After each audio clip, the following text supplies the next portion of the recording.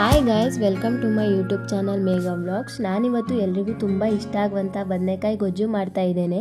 ಇದನ್ನು ಹೇಗೆ ಮಾಡೋದು, ಇದಕ್ಕೆ ಬೇಕಾಗಿರುವಂಥ ಇಂಗ್ರೀಡಿಯೆಂಟ್ಸ್ನ ನೋಡೋಣ ಬನ್ನಿ. ನಾನು 1/4 kg ಬದನೆಕಾಯಿ ತೊಗೊಂಡಿದ್ದೀನಿ. ಚಿಕ್ಕದಾಗಿ ಕಟ್ ಮಾಡಿ ನೀರಿನಲ್ಲಿ ಹಾಕಿ ಇಟ್ಕೊಂಡಿದ್ದೀನಿ. ಇವಾಗ ಮಿಕ್ಸರ್ ಜಾರಿಗೆ 1 ಈರುಳ್ಳಿ, 2 ಟೇಬಲ್ ಸ್ಪೂನಷ್ಟು ಕಡಲೆ ಬೀಜ, ಸ್ವಲ್ಪ ಕೊತ್ತಂಬರಿ ಸೊಪ್ಪು ಹಾಗೂ ಪುದೀನ ಸೊಪ್ಪು, 4 ಮೆಣಸಿನ್ಕಾಯಿ, 1 ಇಂಚಷ್ಟು ಶುಂಠಿ, ಸ್ವಲ್ಪ ಬೆಳ್ಳುಳ್ಳಿ ಮತ್ತು ಸ್ವಲ್ಪ ತೆಂಗಿನಕಾಯಿ.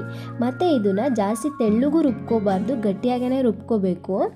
ಬೇರೆ ಬೇರೆ ಥರನೂ ಮಾಡ್ತಾರೆ, ಆದರೆ ನಂಗೆ ಗೊತ್ತಿರೋ ಥರ ನಾನು ಮಾಡಿ ತೋರಿಸ್ತಾ ಇದ್ದೀನಿ ನಿಮಗೆ ಈಸಿಯಾಗಿ. ಸ್ವಲ್ಪ ನೀರು ಹಾಕ್ಕೊಂಡು ರುಬ್ಕೊಳ್ಳೋದ.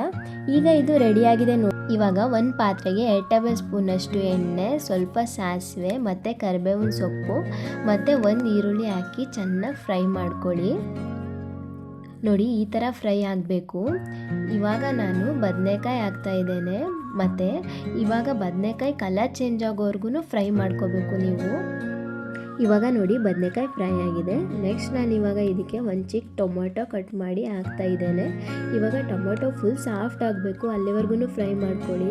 ಟೊಮೊಟೊ ಫುಲ್ ಸಾಫ್ಟ್ ಆದಮೇಲೆ ಇಟ್ಕೊಂಡಿರೋ ಮಸಾಲಾನ ಹಾಕ್ಕೊಳ್ಳಿ. ಮಸಾಲದು ಹಸಿ ವಾಸನೆ ಹೋಗಬೇಕು, ಅಲ್ಲಿವರೆಗೂ ಕೂಡ ಫ್ರೈ ಮಾಡ್ಕೊಳ್ಳಿ. ಫ್ರೈ ಮಾಡಿದ ನಂತರ ಸ್ವಲ್ಪ ನೀರು ಹಾಕ್ಕೊಂಡು ಬೇಯಿಸ್ಕೊಳ್ಳಿ. ಆಮೇಲೆ 1/2 ಸ್ಪೂನಷ್ಟು ಗರಂ ಮಸಾಲ, ಆಮೇಲೆ 1/2 ಸ್ಪೂನಷ್ಟು ಚಿಲ್ಲಿ ಪೌಡರ್, 1/2 ಸ್ಪೂನಷ್ಟು ಧನಿಯಾ ಪೌಡರ್ನ ಹಾಕ್ಕೊಂಡು ಮಿಕ್ಸ್ ಮಾಡ್ಕೊಳ್ಳಿ.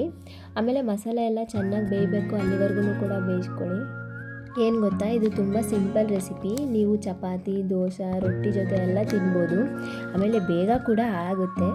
ಎಲ್ಲ ಚೆನ್ನಾಗಿ ಬೆಂದಾದಮೇಲೆ ರುಚಿಗೆ ತಕ್ಕಷ್ಟು ಉಪ್ಪನ್ನು ಹಾಕ್ಕೊಳ್ಳಿ. ನಂತರ ಸ್ವಲ್ಪ ಮೇಲೆ ಕೊತ್ತಂಬರಿ ಸೊಪ್ಪು ಹಾಕ್ಕೊಳ್ಳಿ. ಈಗ ಒಂದು ಸಾರಿ ಮಿಕ್ಸ್ ಮಾಡ್ಕೊಳ್ಳಿ.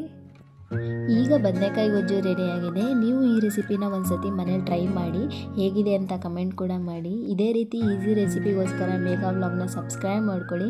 ನಿಮಗೆಲ್ಲ ಈ ವಿಡಿಯೋ ಇಷ್ಟ ಆದಲ್ಲಿ ಲೈಕ್ ಮಾಡಿ, ಶೇರ್ ಮಾಡಿ, ಕಮೆಂಟ್ ಮಾಡಿ. Thank you.